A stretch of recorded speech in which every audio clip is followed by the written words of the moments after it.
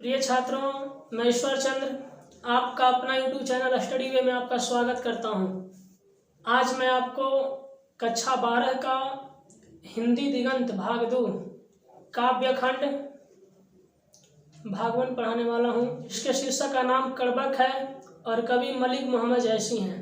काव्यखंड पढ़ाने से पहले ये ज़रूरी है कि मैं आपको कवि का परिचय दे दूँ और उसके बाद कविता का भावार्थ और सारांश हिंदी में समझाऊं।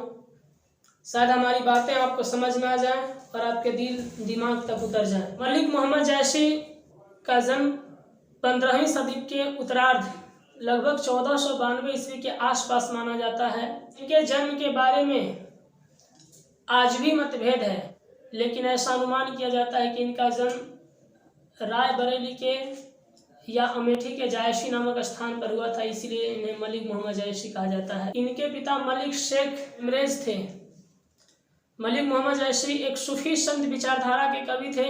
आज ये प्रेम पीर के एक हृदय सम्राट, एक मार्मिक कवि माने जाते हैं। मलिक मोहम्मद जैसी जी के द्वारा लिखी गई काव्यखंड पद्मावत, अखरावत, आखिरी कलाम और चित्रलेखा है। पद्मावत हिंदी भाषा में लिखी हुई दुनिया का सबसे बड़ा महाकाव्य है। जैसे संस्कृत भाषा में लिखी हुई सबसे बड़ा महाकाव्य महाभारत है, अवधी भाषा में लिखी हुई सबसे बड़ा महाकाव्य रामचरितमानस है और हिंदी भाषा में लिखी हुई सबसे बड़ा महाकाव्य पद्मावत है। पद्मावत से ही हमारे शीर्षक में 2 पंक्ति लिए गए हैं और जब उन्हें आप पढ़ेंगे तो आपको समझ में आएगा कि कवि ने अपने हृदय के पीर को, अपने हृदय के दर्द को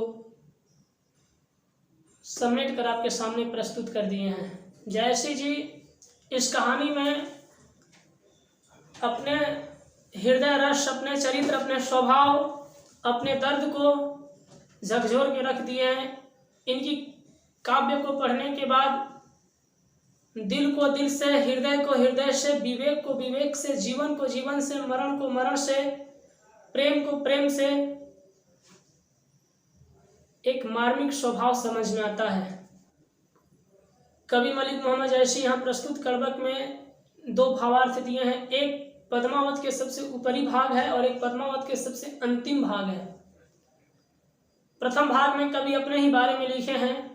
ऐसा कहा जाता है कि बचपन में कवि को चेचक नामक बीमारी हो गया था, जिनसे ये एक कान से और एक आंख से अपाहिज हो गए थे।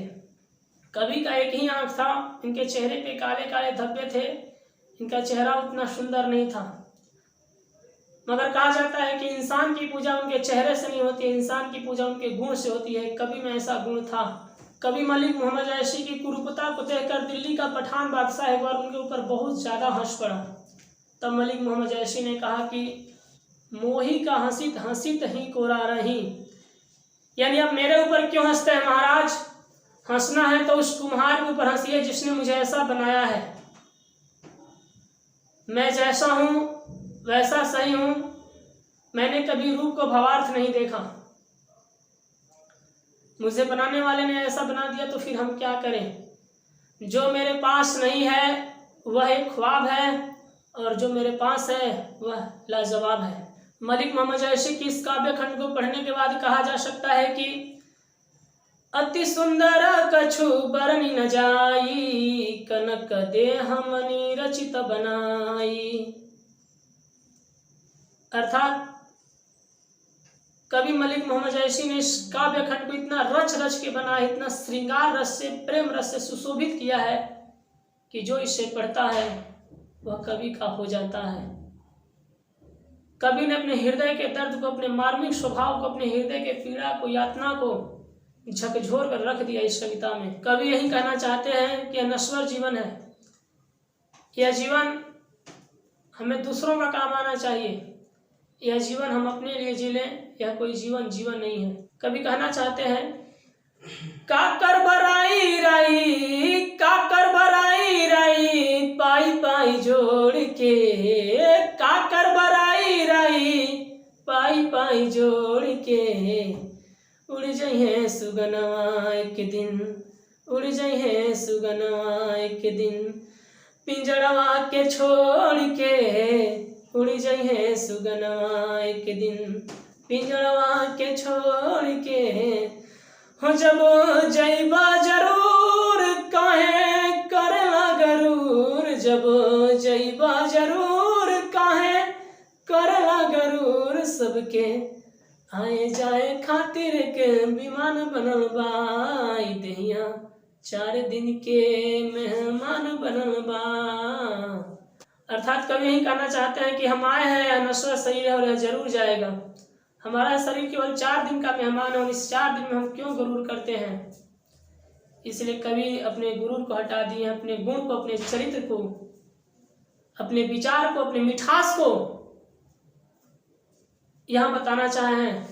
कभी किसी को अपना बनाना चाहते हैं, मगर कभी किसी को अपने प्रभाव से अपना नहीं बनाना चाहते हैं, अपने दबाव से अपना नहीं बनाना चाहते हैं, अपने अभाव से अपना नहीं बनाना चाहते हैं। अगर कभी किसी को अपना बनाना चाहते हैं तो अपने भाव से अपना बनाना चाहते हैं। कवि मलिक मोहम्मद जैसी ने अपने आप को इस कविता में समदर्शी कहा है, क्योंकि उनके एक ही आंख है और उन्होंने कहा है कि मैंने एक ही आंख से यानी एक ही नज़र से सबको देखा, यानी राजा क्या, रंग क्या, अमीर क्या, फकीर क्या, मेरे लिए सब एक समान है। अर्थात कभी सबका साथ निभाने की बात करते हैं, किसी को छोड़ जाने की बात नहीं करते हैं। उन्होंने कहा है कि मैं जिंदगी का साथ निभाता चला गया, हर फिक्र को धुएं में उड़ाता चला गया, अपनी बर्बादियों का शोक मनाना फिजूल था, इसीलिए अपनी बर्बादियों का ही जश्न मनाता चला गया। जो मिल गया उसे मुकद्दर समझ लिया, जो खो गया उसे भुलाता चला गया। गम और खुशी में जहाँ फर्क न मालूम हो, गम और खुशी में जहाँ फर्क न मालूम हो, मैं दिल को उसी मकाम पे लाता चला गया। यानी कभी खुशी में भी और कभी गम में भी एक समा रहने की बात करते हैं। कभी अपने काव्य खंड में अपने हृदय के पीड़ा को झकझोर देते हैं। उनकी काव्य खंड 1 अर्थात कड़बक 1 का मैं हिंदी भावार्थ बताना चाहता हूँ। हमारे प्रिय विद्यार्थियों, आज के ज़माने में किसी को ऐशों की ज़रूरत है तो किसी को पैसों की ज़रूरत है, लेकिन मैं आपको यहाँ पढ़ाने के लिए आया हूँ क्योंकि हमें आप पैसों की ज़रूरत है। अगर हमारी पढ़ाई आपको पसंद न लगे तो आप इसे नहीं देखें, अगर पसंद लगे तो इस वीडियो को शुरू से अंत तक देखें, क्योंकि दुनिया ने तजुर्बा व हवादिश की शक्ल में जो कुछ मुझे दिया है उसे लौटा रहा हूँ मैं। कड़बक 1 में कभी कहना चाहते हैं कि मेरे सिर्फ एक ही नैन है, मैंने अपने नैन से नहीं अपने वाणी के मिठास से लोगों को अपना बनाया। चांद में दोष है फिर भी लोग उसके दोष को नहीं देखते, उसके प्रकाश को देखते हैं। उसी प्रकार अगर मेरे चेहरे में मेरे धब्बे हैं तो लोग मेरे धब्बे को नहीं देखते हैं, मेरे गुण को देखते हैं। जब तक काम में काले धब्बे नहीं पड़ते हैं तब तक काम मिठास नहीं होता। उसी प्रकार जब तक आदमी में कुछ सदोष नहीं होंगे तब तक उसके जीवन जीने का रहस्य उसे समझ में नहीं आएगा। जो केवल जीतते रहता है उसे कभी जीतने का मज़ा नहीं आता है, असली मज़ा तो हार कर जीतने में है। इसीलिए कभी हमें कहते हैं कि समुद्र का खारा जल है इसीलिए तो असीमित है, अगर समुद्र का जल मीठा होता तो शायद वो असीमित नहीं होता। कभी यही कहना चाहते हैं कि हमने अपने गुणों से, अपने मार्मिक विचारों से जैसे बड़े महाकाव्य की रचना की है। कड़बक में कभी अलग बात बताना चाहते हैं। वह कहते हैं कि ना यहाँ राजा रहेगा ना यहाँ कोई रानी रहेगी, यह कर्तव्य ही तुम्हारी कहानी रहेगी। अर्थात कभी अपने हृदय के रक्त की लेई बनाकर अपने नैनों के आंसू से सजाते हैं और इस काव्य खंड में कहते हैं कि अब वह नहीं है। कहाँ वह राजा रतन सिंह है, कहाँ वह रानी पद्मावती है, कहाँ वह सुवा है, कहाँ वह मलिक काफूर है, कहाँ वह अलाउद्दीन खिलजी है। अब कोई नहीं रहे, आए और चले गए। अर्थात द्वितीय खंड में कभी अलाउद्दीन खिलजी, पद्मावती, मलिक काफूर, सुवा और राघव चेतन के बारे में बताना चाहा है। आपको शायद मालूम होगा कि 13वीं शताब्दी में जब राजा रतन सिंह श्रीलंकाई रानी गंधर्व सेन की पुत्री पद्मिनी को जीत कर ले आते हैं मलखान से जीत कर जब ले आते हैं तो बड़ी सुंदर और रूपवती होती है। उसके बाद राघव चेतन से कुछ सवाल करता है पद्मावती से कि आंसू किसे कहते हैं। पद्मावती कहती है कि सुख और दुख की अंतिम कड़ी को आंसू कहते हैं। फिर राघव चेतन कहते हैं कि इंसानों के आंसू कब आ जाते हैं। कहती है कि जब इंसान से सुख और दुख बर्दाश्त नहीं होता तब उसके आंसू आ जाते हैं। अनेकों सवाल राघव चेतन करते हैं। पद्मावती बहुत कुछ बता देती है मगर राघव चेतन की नीयत बदल जाती है और कुछ दुर्व्यवहारों के कारण रत्न सेन के दरबार से हटा दिए जाते हैं और दिल्ली सल्तनत अलाउद्दीन खिलजी के दरबार में जाते हैं और अपने मनमोहक बांसुरी से अलाउद्दीन खिलजी को मोहित कर लेते हैं और कहते हैं कि रूप की काया है, पारस पत्थर है, साक्षात माया है, अगर तू उसे नहीं पाया तो मानो कुछ नहीं पाया है। अर्थात अलाउद्दीन खिलजी को पद्मावती की सुंदरता का बखान करते हुए कहते हैं कि जब तक आप पद्मावती को प्राप्त नहीं करते हैं तब तक आप द्वितीय सिकंदर नहीं बन सकते हैं। आप द्वितीय सिकंदर बनेंगे कब? जब पद्मावती आपके कदमों में हो जाएगी तब। पद्मावती की सुंदरता का बखान सुनकर अलाउद्दीन खिलजी के होश उड़ जाते हैं और उसने मेवाड़ पे आक्रमण करने का योजना बना लेता है। तब उसकी पत्नी कहती है, मलिका हिंदुस्तान की सुल्तान खुदा का खौफ खाएं, क्योंकि पद्मावती भी किसी की बेगम है। तब अलाउद्दीन खिलजी का बावर्ची आता और कहता है कि हुजूर भोजन नया पेश है।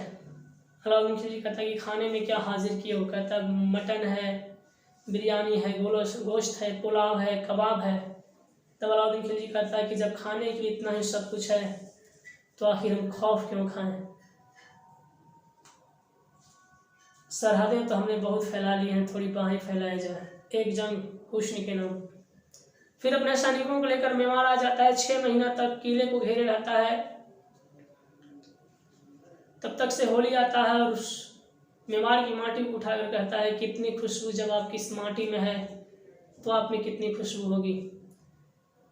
कायल हो गए हम आपके और आपकी इस माटी के भी और आपकी नदाओं के भी। साथ ले जाना चाहते हम आपको, आपके इन अदाओं को भी और आपके इस माटी को भी। फिर जब बात नहीं बनता है तो अलाउद्दीन खिलजी शीशे से पानी के झकझोरों से देखता है पद्मावती को और छल कपट से रतन सिंह को ले जाता है। फिर पद्मावती उन्हें दोबारा छुड़ा कर ले आती हैं मगर महायुद्ध होता है। उस महायुद्ध में छल कपट के द्वारा रतन सिंह को मार दिया जाता है, जिस वजह से मेवाड़ की रानी पद्मावती और अनेक महिलाएं जौहर कर लेती हैं। ऐसी दर्द की महिमामयी व्याख्यान इस काव्य खंड में मलिक मोहम्मद जैशी हमारे सामने करते हैं और कहते हैं कि मैं इसलिए हृदय से लिख रहा हूँ इस कविता को कि यदि इसे कोई पढ़े तो मुझे 2 शब्द के लिए जरूर याद करे, मैं रहूं या ना रहूं, मेरा साथ जरूर उसके साथ रहे। कभी मरकर भी अपना सुभाष बिखेरना नहीं चाहता है, छोड़ना नहीं चाहता है। जैसे फूल सूख जाते हैं मगर सुगंध उनमें छूटती नहीं है, उसी प्रकार कभी मरकर भी अपने विचारों से इस जगत में जिंदा रहना चाहता है। यही कविता का भावार्थ है। हमारे प्रिय छात्रों, यदि आपको यह अच्छा लगा हो तो इसे लाइक करें, सब्सक्राइब करें, कमेंट करें और शेयर करें ताकि मैं अगले पार्ट का भी वीडियो बनाकर आपके पास भेज सकूं जल्द से जल्द और मेरे हौसले बुलंद रहें।